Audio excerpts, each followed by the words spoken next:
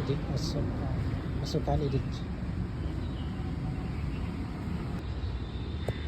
เป็นประสบการณ์ร็อกอีดิทสามีพระเจ้ามาโปรดซาวกุรุหรือว่าแคว้นกุรุในสมัยก่อนมาแสดงสติปัฏฐานสูตรก็คือกายเวทนาจิตธรรมอยู่ในหม่องนี้หลายคนชาวพุทธมาก็จะต้องได้มาแวะมากราบไหว้สถานที่ศักดิ์สิทธิ์เป็นทางนะคนจัดสรรใหม่มัดเป็นหินปูด้วยหินในทางขึ้นก็เป็นไม้ฮาวนี่ก็เป็นเหล็ก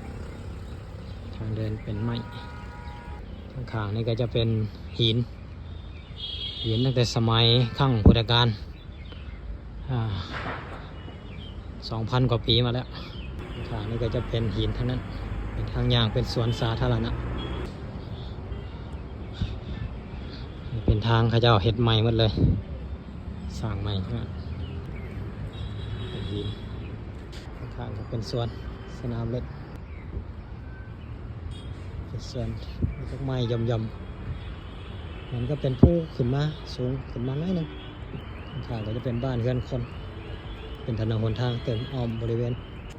นี่มาฮอดแล้วเป็นสติปัฏฐานสูตรสถานที่พระเจ้ามาโปรดซาวกุรุหรือว่าแคว้นกุรุในสมัยก่อนบรรยากาศในก็จะเป็นภาษาพราหมี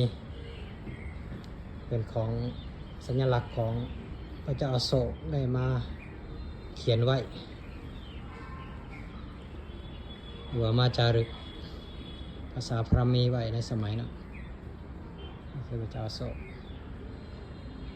มาเขียนจารึกไว้ข้างจะเป็นต้นพระศรีมหาโพธิ์รอบนี้ก็จะปูด้วย